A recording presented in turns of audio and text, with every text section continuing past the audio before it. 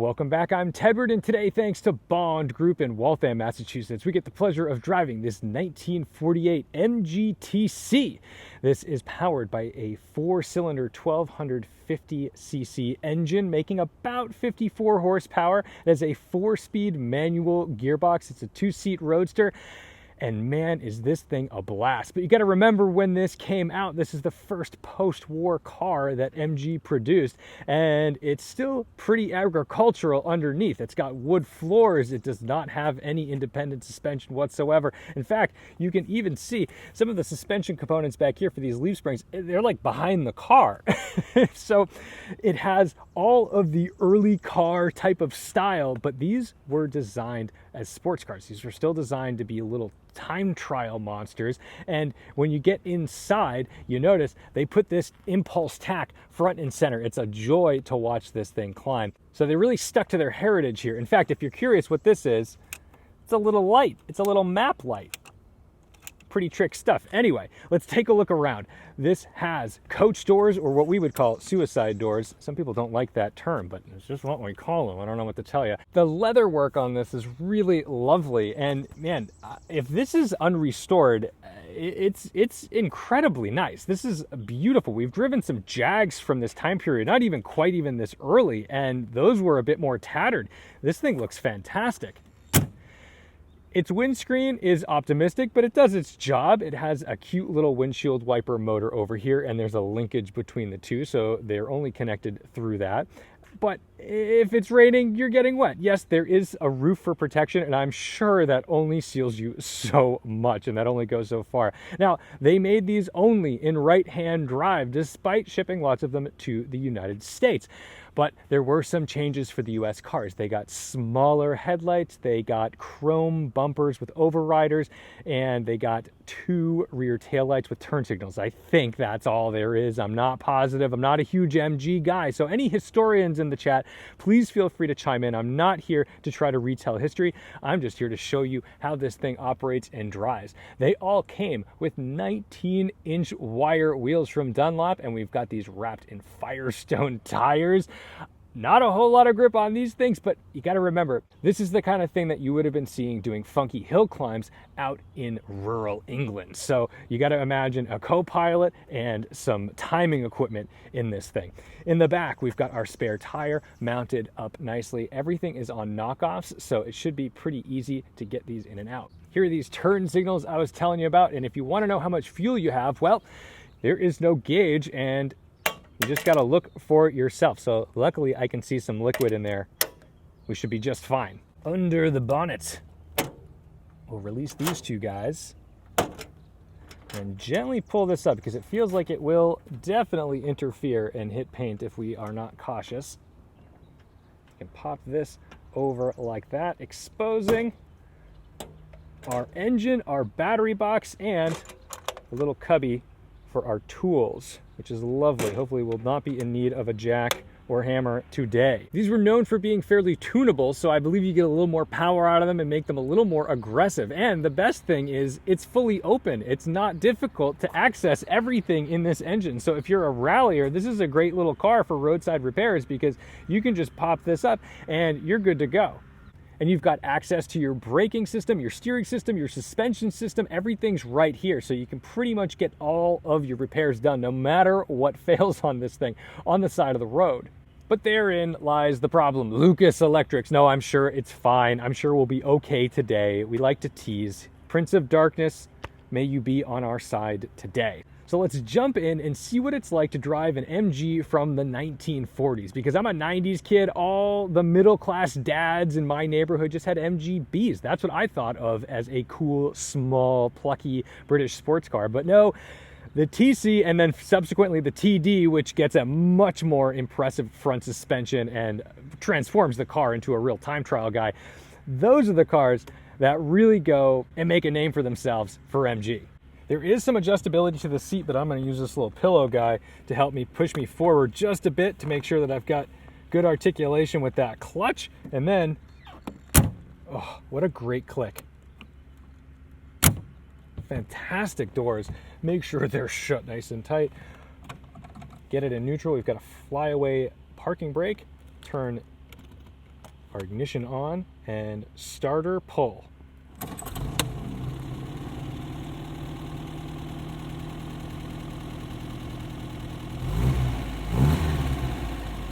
Jumps right to life, and no, this tach is not an aberration of your computer. It is an impulse tach as far as I can tell, so it's just taking readings more slowly. So it's not gonna show me exactly what's happening. It's gonna show me what's happening after the fact. So look, I'll give it some revs. There are no seatbelts, there is no safety. It is just me and a spear of steering column facing my chest, which is always disconcerting. Flyaway brake handle. Into first gear.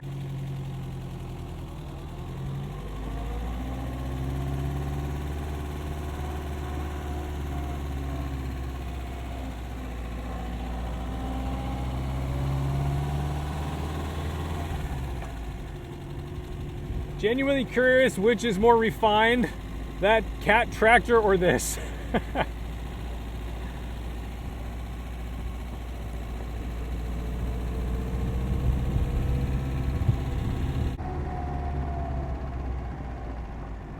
Cars of the 60s and 70s can fit in a little bit. Cars of the 40s really don't, especially when they look like this.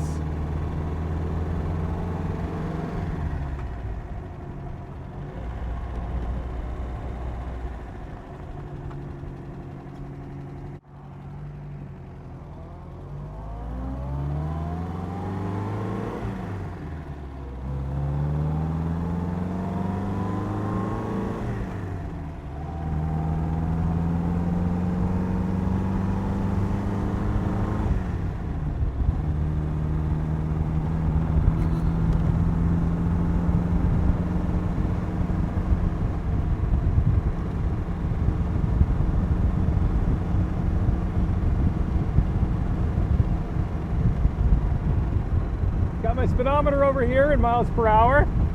Don't know how accurate it is, but seems reasonable, maybe a little optimistic.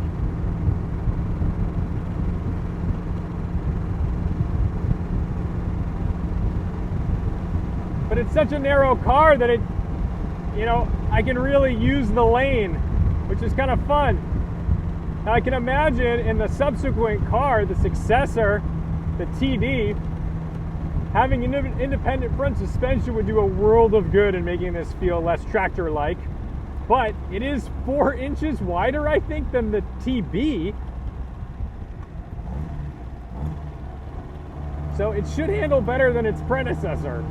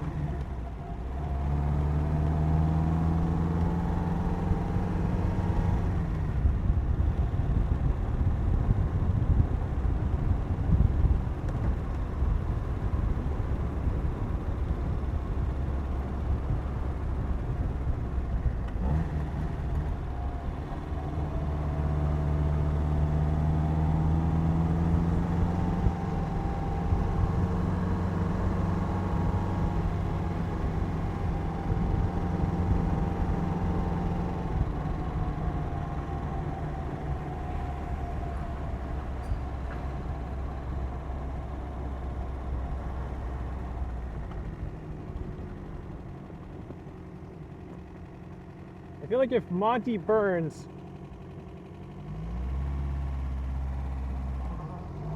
were in a race, this is what he would be driving.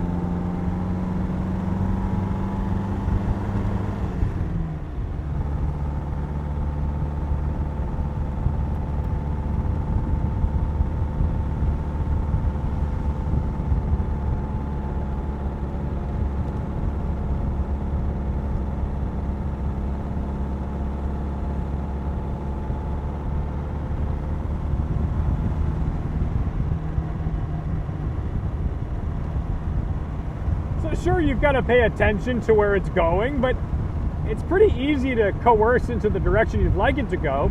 It doesn't feel like it's just wandering all over the place, but it also just feels like there's two halves of the car. You know, the front steers different than the rear.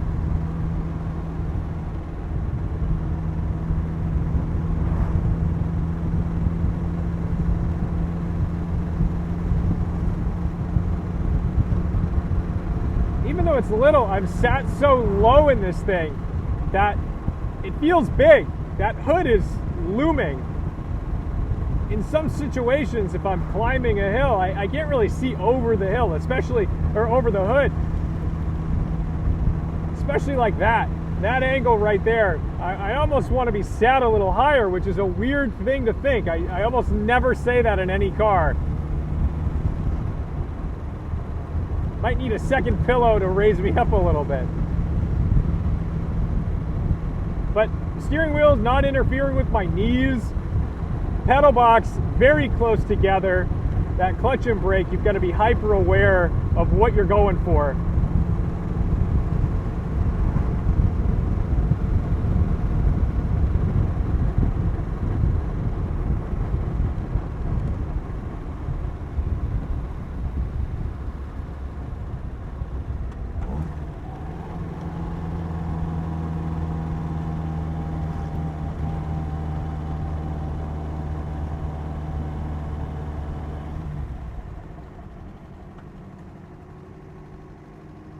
I've got to lean so far for this gear lever though. I've got to go way up. Look at this. I got to come out of the seat.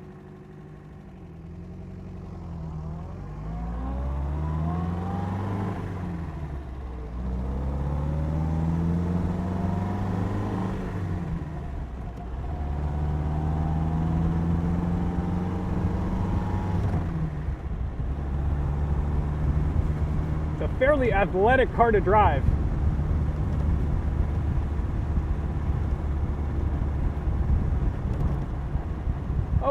Oh no, it died.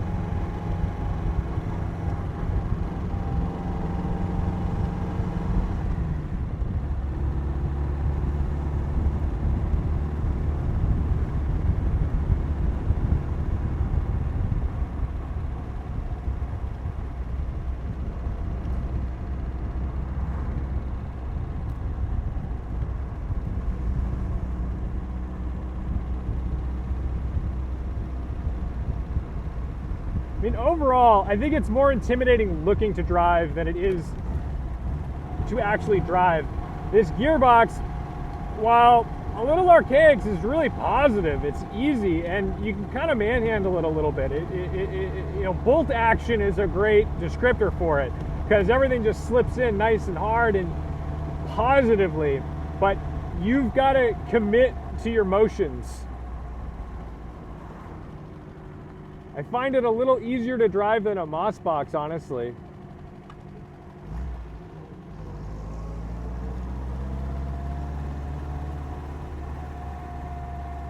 I don't really know how high you can rev this out. It doesn't feel like it wants to be revved out, per se.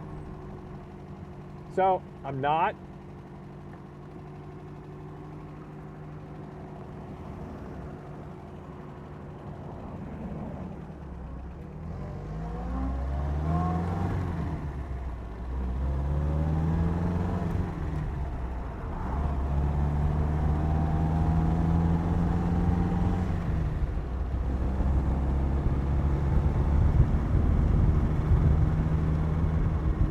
I commend anybody with the skills to really take one of these out and thrash them around a back road, but it also must come with a lack of self-preservation, because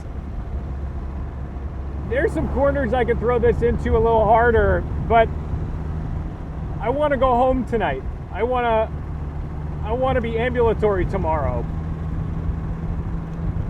You've got to take safety into account when you drive these old classics and try to limit your exposure a little bit. We talked about that in the Healy 3000 video, but you know, this MG takes it to another level. And when you're dealing with stuff from, you know, pre-50s, just after the war, these really feel like classic cars. This is not just some cheeky old sports car. This is the real deal. So thank you to Bond Group for tossing me the key to this MGTC. Thank you guys for being interested and curious about older cars. I mean, it matters. There is a history that needs to be maintained, and I hope that maybe someday someone's watching this because they're getting ready to drive one for the first time. They kind of want to know what it's like. Or they saw one at a car show and they're like, well, what does it actually sound like? Or in a magazine. This is it, man. Brakes, pretty positive. They're definitely drums, so you know, you don't want to stay in them too long. But I'm not afraid to collect a little bit of speed with these brakes. They still bring the car down to a stop.